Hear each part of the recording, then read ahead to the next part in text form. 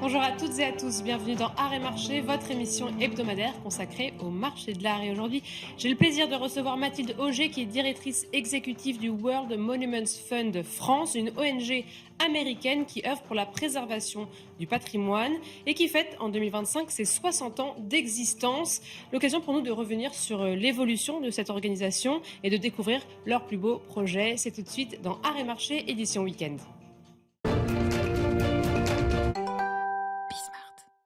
Que ce soit en Inde, au Burkina Faso ou encore en France, les actions du World Monuments Fund s'opèrent partout dans le monde et ce depuis 60 ans. Et je suis ravie de recevoir Mathilde Auger, qui est directrice exécutive du WMF France. On dit WMF ? On dit WMF, c'est plus facile. Ça me simplifiera la vie. Bonjour, merci beaucoup d'être avec nous. Bonjour Sybille, merci beaucoup pour l'invitation. Alors, si je retiens bien, c'est donc en 1965 que toute cette organisation a été créée. Est-ce que vous pouvez nous raconter quel était le constat de départ qui a permis tout ce développement ?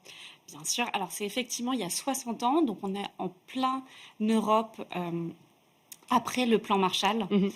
Et le colonel Gray, un colonel américain à la retraite, était un grand passionné de patrimoine. Il voyageait partout dans le monde et il a constaté dans différents endroits qu'il y avait vraiment besoin de sauvegarder de nombreux sites en péril. Il en a reparlé à ses retours de voyage. Il passait beaucoup de temps en Italie à l'époque. Et à partir de là, il a réussi à susciter l'enthousiasme de nombreux Américains, même de beaucoup de New-Yorkais à l'époque, pour sauvegarder certains sites dans le monde. Il a commencé à faire quelques grands projets dans des lieux vraiment emblématiques, à la Libella en Éthiopie, à l'île de Pâques au Chili et à Venise au moment des inondations. À partir de là, à partir de ces grands projets, l'ONG s'est structurée, professionnalisée. Et on arrive aujourd'hui, 60 ans plus tard, où maintenant on a fait plus de 700 projets dans plus de 112 pays. Et justement, je voulais revenir sur tous ces chiffres clés de l'association. Combien de projets, dans combien de pays ? Est-ce que vous savez tout ça ? Comment est-ce que vous êtes aussi dans cette organisation ? Alors, dans le monde, combien est-ce qu'on est ? On a à peu près 400 personnes qui travaillent grosse structure. 3 mois de l'année au WMF. C'est une grosse structure, mais c'est assez partagé. C'est-à-dire que ça inclut environ 80 personnes qui sont vraiment les employés administratifs. Et après, tous les artisans, restaurateurs, experts qui travaillent pour nous. Donc, sur ces 400, il y en a par exemple une très grosse partie qui travaille au Cambodge pour nous, à Angkor Wat, sur nos projets à Angkor Wat. Combien de projets actifs actuellement ? Plus d'une cinquantaine dans 35 pays. D'accord. Et alors, quand on parle de patrimoine, en fait, qu'est-ce que ça veut dire exactement une organisation qui s'occupe de la restauration du patrimoine restauré ? Qu'est-ce que vous faites concrètement dans chaque site ? Et j'imagine que ça diffère en fonction de la typologie du site. Tout à fait. On s'adapte vraiment aux besoins de chacun des sites. Mais ce qui est très important pour nous, c'est qu'on travaille sur le patrimoine mobilier, sur le patrimoine immobilier, vraiment oui. Sur les monuments, sur du patrimoine tangible. Et là, à partir de là, on travaille sur des sites très, très différents les uns des autres, que ce soit des espaces agricoles historiques, traditionnels, des grottes rupestres ou du patrimoine beaucoup plus moderne et contemporain. On adapte notre action aux besoins, donc ça peut aller de la restauration, de conservation physique, à de l'aménagement, à la réflexion sur l'accueil des visiteurs, comme par exemple ce qu'on a fait à Teotihuacan, ou également des projets de valorisation de ce qu'on appelle en anglais de l'advocacy, pour vraiment défendre certains sites contre des dangers, contre des destructions potentielles. Et on inclut également dans toutes ces actions la protection de certains savoir-faire liés à des monuments. On a par exemple un très beau programme de restauration, de formation de restauration à la feuille d'or au Japon, à Kanazawa, à la taille de pierre en Jordanie pour des réfugiés syriens. En Chine aussi beaucoup. Donc c'est vraiment très très large. Oui, très large. Et comment est-ce que vous sélectionnez les projets ? Est-ce qu'on vous sollicite ou est-ce que c'est vous qui proposez votre aide sur certains sites ? On choisit nos projets à partir d'appels à candidature, d'appels à nomination. Le plus gros de nos programmes, c'est ce qu'on appelle la Watch, la World Monuments Watch. Ah oui, c'est ça, parce que je voyais qu'il y avait deux terminologies. J'allais vous demander quelle était la différence. Entre le, World Monument Watch et World Monument Fund. Alors, le World Monuments Fund, c'est vraiment l'organisation, D'accord. l'institution, et la World Monuments Watch, qu'on a mis au féminin en français, mais bon, voilà, c'est vraiment un de nos programmes et c'est notre principal appel à candidature dans le monde pour justement sélectionner des nouveaux projets. D'accord. C'est un programme biannuel, international, et tous les 2 ans, on lance cet appel à nomination dans le monde. N'importe qui peut candidater, à la fois des gestionnaires de sites, des propriétaires de sites, des collectivités, des États, mais aussi des individus amoureux du patrimoine qui peuvent tout simplement nous signaler qu'il y a cet endroit absolument sublime à côté de chez eux qui a besoin de beaucoup d'aide. C'est vraiment ouvert à tous.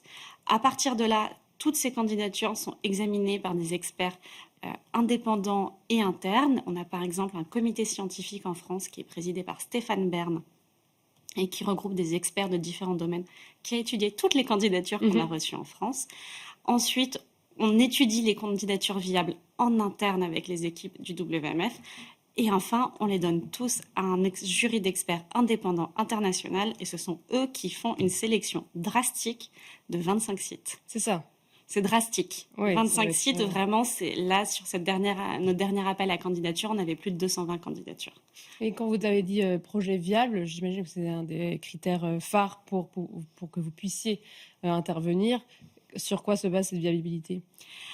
Sur des arguments physiques, tout simplement. Est-ce que c'est des endroits, par exemple, où on est en capacité d'aller?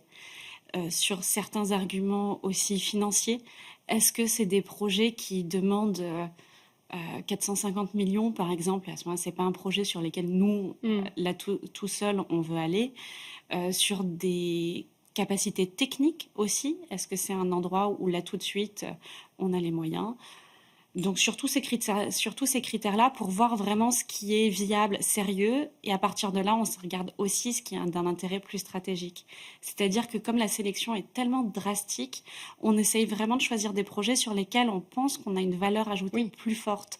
C'est souvent des endroits où on peut essayer de réfléchir, par exemple, à une nouvelle solution, une nouvelle manière de faire les choses, qui ensuite peut être dupliquée ailleurs, parce qu'évidemment, on partage tout ce qu'on fait.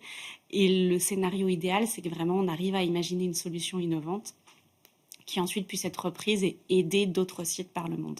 Parce que quand on vous sollicite, est-ce que les personnes savent quels sont les besoins qui sont nécessaires pour ce site-là, ou en fait ils sont un petit peu dans le flou, et vous êtes là aussi pour faire tout simplement un état des lieux, une feuille de route, et leur dire ce qui serait judicieux pour vous de faire? C'est variable, mais de toute façon, dans tous les cas, on va commencer par un état des lieux et une conversation très approfondie avec notre partenaire local pour effectivement voir, être sûr qu'on a bien identifié les besoins et ensuite les étapes suivantes pour voir comment agir. Parce que parfois, on peut recevoir une candidature en disant, bon, le problème, c'est qu'il y a trop de visiteurs à cet endroit-là, où le problème ne tient pas tellement au fait qu'il y a vraiment trop de visiteurs, mais que, par exemple, les liens entre les visiteurs, un site touristique, et les communautés environnantes, ces liens se sont trop distendus.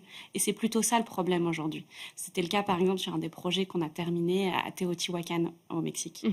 On a travaillé vraiment très étroitement avec tous les villages environnants pour voir comment essayer de resserrer les liens, et c'est passé par l'organisation de différents événements avec les populations locales, mais aussi par des études préalables et tout simplement par des redirections ensuite des circuits de visiteurs qui passent par plusieurs entrées, ce genre de choses. Donc il peut y avoir parfois des solutions très simples, et d'autres parfois beaucoup plus complexes. C'est très variable. Est-ce qu'il y a un péril que vous remarquez qui est le plus fréquent dans tous ces sites que vous aidez à se développer? Aujourd'hui, on a utilisé notre dernier appel à candidature de la Watch pour vraiment faire cette analyse, pour faire un état des lieux des différents dangers qu'identifiaient les gestionnaires de sites. On en a identifié plusieurs qui sont inégalement répartis, mais c'est quand même, grosso modo, il y en a plusieurs qu'on retrouve partout. Le premier, c'est le réchauffement climatique, le dérèglement climatique qui effectivement impacte 56% des sites au niveau mondial, mais 81% des sites sur le continent africain. Il y a une autre problématique qui est la question du tourisme, surtourisme, sous-tourisme, des endroits qui sont à l'inverse pas assez visités. Le surtourisme aujourd'hui, c'est un péril qui impacte majoritairement l'Amérique latine et la Caraïbe. Tandis qu'il y a aussi des sous-tourismes du coup et des Ailleurs. lieux du coup qui sont pas en fait entretenus parce que par manque de moyens. Alors, les manques de moyens est d'ailleurs un des périls, pour le coup, assez universel à J'imagine. différents domaines, mais Mm. c'est aussi sur la liste. La question de l'industrialisation, une industrialisation un peu trop forte qui met en danger des sites historiques, particulièrement le cas en Asie. La question de l'accessibilité et de l'histoire qu'on raconte.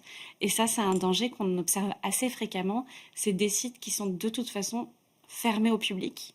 Et en fait, au fur et à mesure qu'ils sont fermés au public, s'ils ont un peu perdu leur usage, à partir de ce moment-là, plus personne ne voit vraiment comment les protéger au mieux.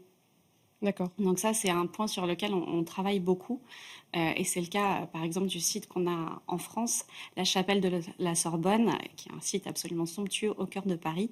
Mais comme il était fermé depuis 25 ans, aujourd'hui, l'enjeu, c'est vraiment de le réouvrir. Oui, et d'attirer le public, d'en créer aussi tout un discours, etc. Et vous avez parlé un petit Exactement. peu de financement. Comment ça se passe? Est-ce que vous avez des appels aux dons pour chaque projet? Comment est-ce que vous organisez tout ça?